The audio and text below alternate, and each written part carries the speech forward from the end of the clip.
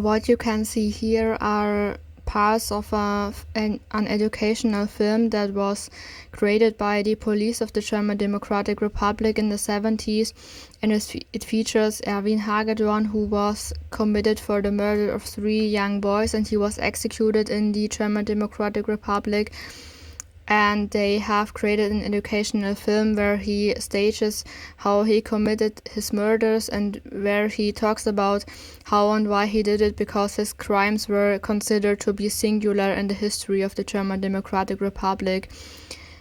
And there is more, but I couldn't find it online. But it's very rare in the history of Germany, because in both Germanys very few people were actually sentenced to death after the Second World War. And the person who executed Erwin Hagedorn was called Hermann Lorenz, and he claimed that Erwin Hagedorn did not cry out when he was killed. He was killed with a shot to the neck. And yeah, he committed the murders for sexual reasons.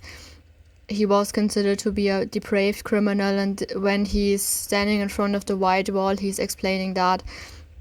And the children who were willing to participate in this film with him were the children of the police officers that were involved in the investigation of his crimes.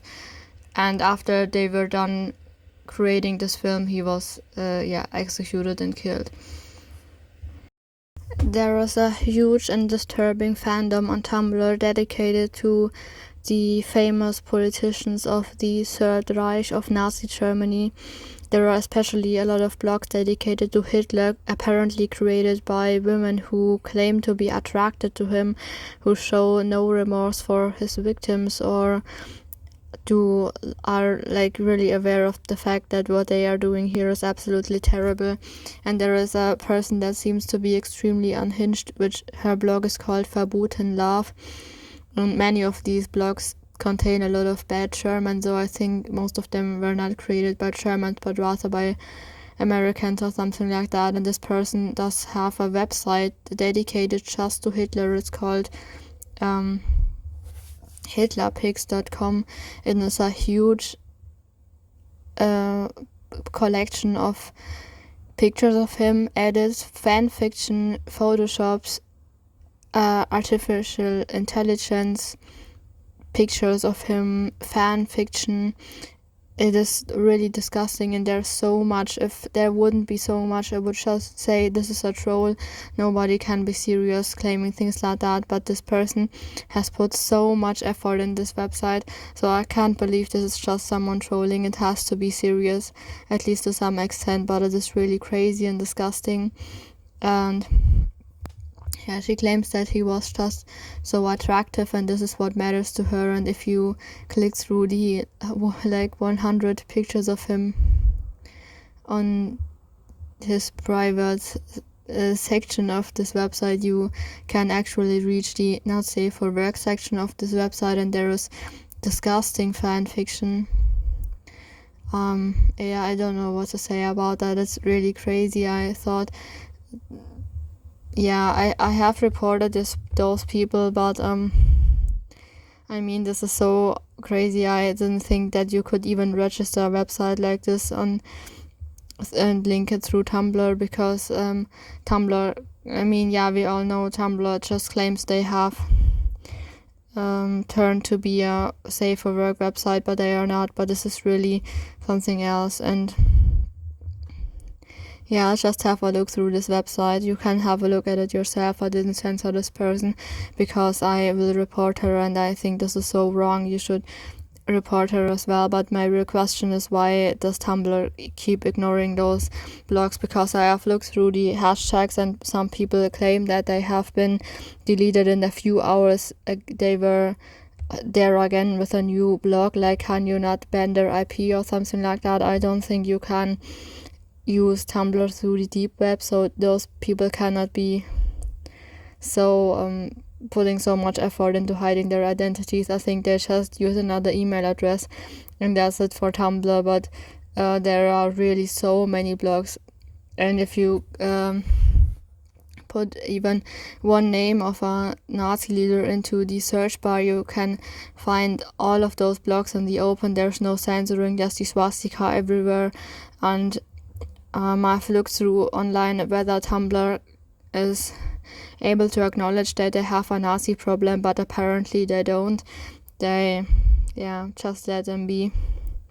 And I mean, there couldn't be anything worse. Imagine one of your relatives or friends would die and you would have a look at their computer and you would find out they would have set up a website like this. I can't imagine finding something worse that is not completely illegal. It is really something else. And yeah, like I said, I can't imagine it is so hard to ban these people because there's the swastika and similar symbols in the open. And I mean, AI can do so much. Why can't you filter out those pictures? Or why can't you filter out the name Hitler or the term Führer? I don't think that there is really an excuse for that on Tumblr side. They just are too lazy to care about that because they have, like, at least to some extent given up on the website.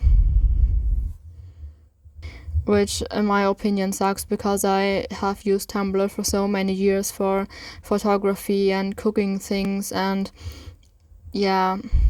some interests I have because there are so many interesting pictures I have saved on my computer, like Paris in the 1900s or whatever, because I hate using Pinterest because I don't like the look of the website. I like Tumblr way more, but yeah, it's somehow disappointing. Somehow I'm not surprised, but I wanted to show you anyways. And I must also add that this person claims a lot of things that are really not true. For example, this person uses Ernst Hanfstengel as a source, and we are very, very well aware of the fact that he just lied for attention.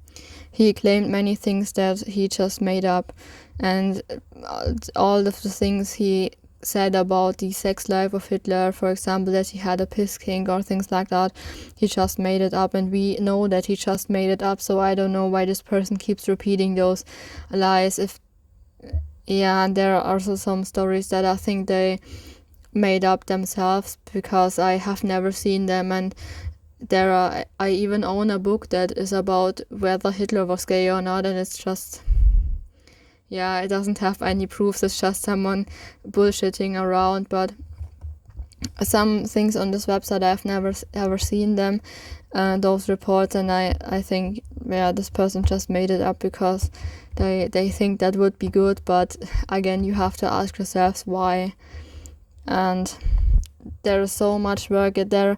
I mean, there are even the names that this person has on their website of Hitler's friends and acquaintances and colleagues. They are real, and those people did actually exist in Hitler's life, just not how this person imagines how it was. For example, she claims that Hitler had an affair with like 30 women that are featured on this page, and I think this is just made up with really, really bad stories and love letters and things like that.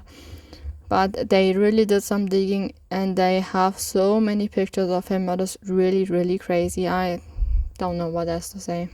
But yeah, feel free to report them.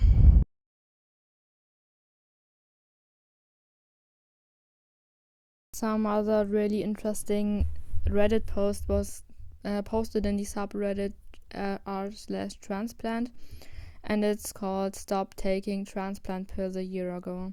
I've been wanting to see what others in similar shoes thought about this, but I kept hesitating month after month. I wanted to know what you thought, especially if you have thought about doing something similar or if you've actually done it before. Basically, I had a heart transplant several years ago, and I stopped taking the anti-rejection pills a year ago. I thought that they were affecting my mind and my body, and since I couldn't really afford health insurance or the deductibles, co-pays all the time, it made it an easier decision for me, as I've been wanting to get rid of health insurance so that I could afford my other living expenses. I'm supposed to be taking a low dose of Prograf and Cellcept, and I've tried the generic and brand, and they both affect me similarly. At first, when I stopped taking them, my doctors caught me and had an intervention, and they forced me to get labs and biopsy to be sure that I wasn't rejecting. I had no rejection, but at the time I had only stopped for 5 weeks. In that intervention, they also had me taking some medication for depression, but that had me hallucinating, so I stopped taking them and let the doctors know. I work a lot with computers to make some money to pay for healthcare and other living costs, and while on the medication it felt like I had some memory loss when writing code. I tried to finish school, but my mind was lacking while on the anti-rejection medication, and when I stopped taking them it was too late and my grades were terrible. And my wallet empty, so that's when I stopped taking them a year ago. My mind is a lot more free, and now I feel ready to finish school once I get enough money together.